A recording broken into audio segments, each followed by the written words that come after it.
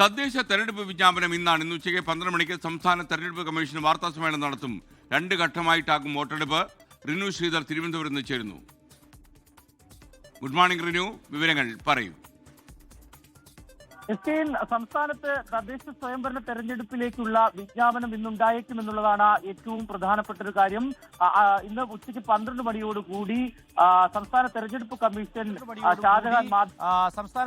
Commission Shah Jahan മാധ്യമങ്ങളെ കാണും എന്നുള്ളതാണ് നമുക്ക് ലഭ്യമാകുന്ന വിവരം. ഔദ്യോഗികമായി തന്നെ ഇക്കാര്യം അറിയിക്കുകയും ചെയ്തിട്ടുണ്ട്. ഇലക്ഷൻ കമ്മീഷൻ ഓഫീസിൽ നിന്ന് സംസ്ഥാനത്ത് 2 ഘട്ടങ്ങളിലായിട്ട് തിരഞ്ഞെടുപ്പ് ഉണ്ടാകും എന്നുള്ള വിവരമാണ് ലഭിക്കുന്നത്.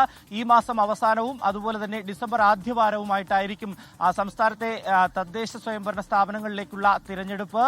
ഏറ്റവും പ്രധാനപ്പെട്ട ഒരു കാര്യം, തലസ്ഥാന നഗരിയിൽ നമുക്കറിയാം തിരുവനന്തപുരം നഗരസഭയിലാണ് ഏറ്റവും കടുത്ത പോരാട്ടം.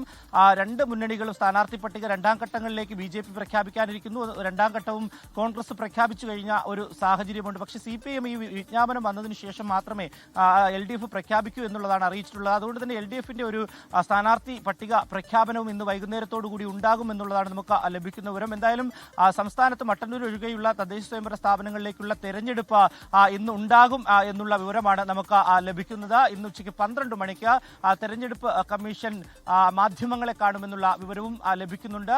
ഷാജഹാൻ 12 മണിക്ക് വാർത്താ സമ്മേളനം വിളിച്ചിരിക്കുകയാണ്. വാർത്താ സമ്മേളനത്തിൽ ഏതെല്ലാം രീതിയിലായിരിക്കും തെരഞ്ഞെടുപ്പ് എന്നുള്ളത് പ്രഖ്യാപിക്കും. 2 ഘട്ടങ്ങളിലായി തെരഞ്ഞെടുപ്പ് ഉണ്ടാകും എന്നുള്ളത് തന്നെയാണ് നമുക്ക് ലഭ്യമാകുന്ന വിവരം.